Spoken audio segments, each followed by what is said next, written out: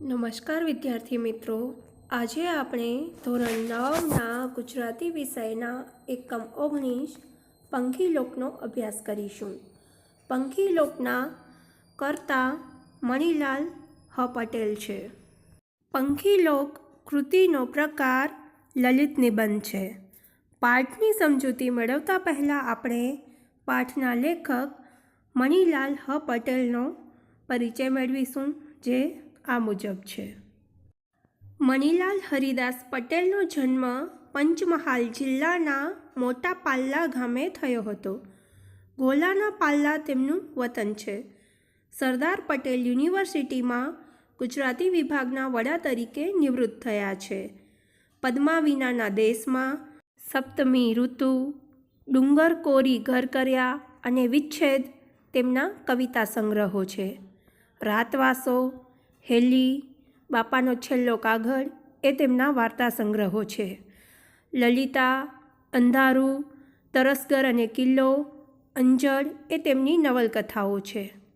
વૃક્ષાલોક, માટીવટો, કોઈ સાદ પાડે છે, ભૂંસાતા ગ્રામચિત્રો, મલકની માયા, તોરણમાળ વગેરે તેમના નિબંધ સંગ્રહો છે. તરસી માટી એ તેમની આત્મકથા છે. ધૂળમાં ઉડતો મેવાડ એ તેમની પ્રવાસ કથા છે. પાઠની વાત કરીએ તો આધુનિક યંત્ર યુગે સમગ્ર પ્રકૃતિને બદલી નાખી છે. આ બદલાયેલા જીવનમાં પ્રકૃતિના અભિન્ન અંગ એવા પંખીઓની અવદશાનો ચિતાર આ નિબંધમાં છે. આજે પક્ષીઓની સંખ્યા ઘણી પાંખી થઈ ગઈ છે, ઓછી થઈ ગઈ છે. લેખકને પોતાના ઘર, ગામ અને સીમમાં પોતે જોયેલા અનેક પંખીઓના અવાજો, ખોરાક, વસવાટની જગ્યાઓનો ગાઢ પરિચય છે એ આ નિબંધમાંથી પમાય છે. માણસે વિકાસના નામે ઊભી કરેલ જીવન પદ્ધતિએ પંખીલોકનું અસ્તિત્વ નામશેષ થઈ રહ્યું છે. એથી લેખક દુઃખી છે. માટે જ એ છેલ્લે પોતાની જાતને પૂછે છે, ક્યાં છે મારો પંખીલોક? પૃથ્વી ઉપરના જીવનચક્રમાં પંખીઓનો પણ કેટલો મોટો ફાળો છે અને એનું અસ્તિત્વ ટકાવી રાખવું જરૂરી છે તે આ નિબંધમાં લલિત રીતે એટલે સુંદર રીતે વર્ણવાયું છે. પાઠની સમજૂતી આ મુજબ છે. પંખીઓ હજી ગામ છોડીને, સીમ ખેતરો છોડીને ગયા નથી. જોકે એમના આશ્રય સ્થાનો ઓછા થઈ જવાથી એમના ટોળા નાના થયા છે અને ઉડાઉડ કે અવરજવર પાંખી પડી છે ખરી. આ કબૂતરો જ જુઓ ને, નહીં તો ગામડામાં તો કબૂતરોનો પાર નહીં. એ હવે માંડ 8-10ના જૂથમાં જોવા મળે છે. ચબૂતરો તૂટવા સાથે એમના સહવાસ સ્થળો બદલાયા છે. પહેલાં દેશી નળિયાવાળા 2 પડાળિયા મોટા ઘર હવે ક્યાં રહ્યા છે? શિયાળામાં આ ઘર પડાળેને વચલા મોભારે કબૂતરોના જૂથ મીઠો તડકો માણતા રસાણે ચઢેલા દેખાતા. મન્ના એ સહચાર સાંજ સવારોમાં તોફાન મસ્તીવાળા રહેતા હતા. ઘરના કરામાં અને એના પડાળ ભીંતોના વચગાળામાં રહેતા કબૂતરો હવે જૂના ઘર તૂટતા બેઘર બન્યા છે. જાણે ધાબાવાળા પાકા મકાનોમાં જાણે કબૂતરોને બેસવાની સગવડ નથી. ત્યાં વસવાની તો વાત જ ક્યાં?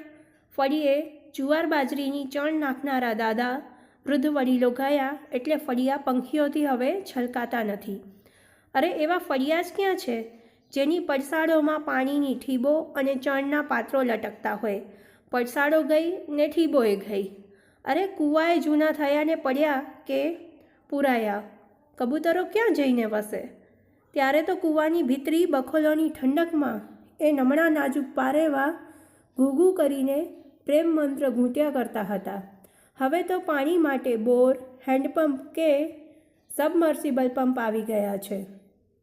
ચકલીને નાવાએ પાણી ખોરવું પડે છે એ સંકોચશીલ હોલોહોલી તો સૂનમૂન બેસી રહે છે.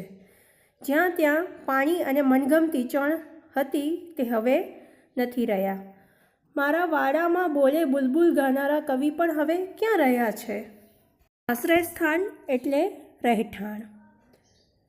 ચબૂતરો એટલે પક્ષીઓને દાણા ચડવાની જગ્યા. મોભારો એટલે છાપરાનો મોભવાળો ભાગ. કરો એટલે ભીંત, બેઘર એટલે ઘર વિહોણા, ફળિયું એટલે મહોલ્લો કે શેરી. પડસાર એટલે ઘરનો આગળનો ભાગ કે ઓસરી. નમણા નાજુક એટલે આકર્ષક વળાંકવાળા, કોમળ. સુનમુન એટલે એકાકી. લેખક કહે છે કે પંખીઓ હજી ગામ છોડીને, સીમ ખેતરો છોડીને ગયા નથી, પરંતુ એમના આશ્રયસ્થાનો, રહેઠાણ ઓછા થઈ હોવાથી એમના ટોળા એટલે કે સમૂહો નાના થયા છે અને ઉડાઉડ કે અવરજવર એમની પાંખી પડી છે, ઓછી થઈ ગઈ છે. અને આ કબૂતરોને જુઓ ને, ગામડામાં તો એ ઘણા બધા હોય અને હવે તો અહીં માત્ર 8-10ના જૂથમાં જોવા મળે છે, કેમ કે ચબૂતરાએ તૂટવા લાગ્યા અને એમના રહેવાના સ્થળો પણ બદલાયા છે. અને પહેલાં દેશી નળિયાવાળા 2-2 ઓસરીવાળા મોટા ઘર તો હવે રહ્યા જ નથી. શિયાળામાં આ ઘર પડાડે ને વચલા મોભારે કબૂતરોના જૂથ મીઠો હૂંફાળો તડકો માણતા દેખાતા. માન્યું કે હવે એ સહચાર સાંજ સવારોમાં તોફાન મસ્તીવાળા રહેતા અને હવે તો કબૂતરો જૂના ઘર તૂટતા બેઘર બન્યા છે એવું લાગે છે. અને ધાબાવાળા, અગાસીવાળા સિમેન્ટ કોન્ક્રીટના પાકા મકાનોમાં જાણે કે કબૂતરોને બેસવાની સગવડ જ નથી. ત્યાં વસવાની, રહેવાની તો વાત જ ક્યાં. અને ફળીએ જુવાર બાજરીની ચણ નાખનારા દાદા, વૃદ્ધ વડીલો ગયા. એટલે ફળિયા હવે પંખીઓથી છલકાતા નથી. અને એવા ફળિયા જ ક્યાં છે કે જેની પડસાળોમાં પાણીની ઠીબ એટલે કે કુંડા અને ચણ માટેના પાત્રો લટકતા હોય. એ પડસાળોએ ગઈ, એ ઠીબોએ ગઈ અને કૂવા પણ જૂના થયા અને પડ્યા કે પૂરાઈ ગયા. માટે કબૂતરો રહે ક્યાં? ત્યારે તો કૂવાની ભીતરી એટલે અંદરની બખોલોની ઠંડકમાં એ નમણાને નાજુક પારેવા ઘૂઘુ એવો અવાજ કરીને પ્રેમ મંત્ર ઘૂંટ્યા કરતા હોય એવું લાગતું. અને હવે તો પાણી માટે પણ બોર, હેન્ડપંપ કે સબમર્સિબલ પંપ આવી ગયા છે અને ચકલીને નાહવા માટે પાણી શોધવું પડે છે. સંકોચશીલ સ્વભાવના હોલોહોલી તો સુનમુન ચૂપચાપ બેસી રહે છે.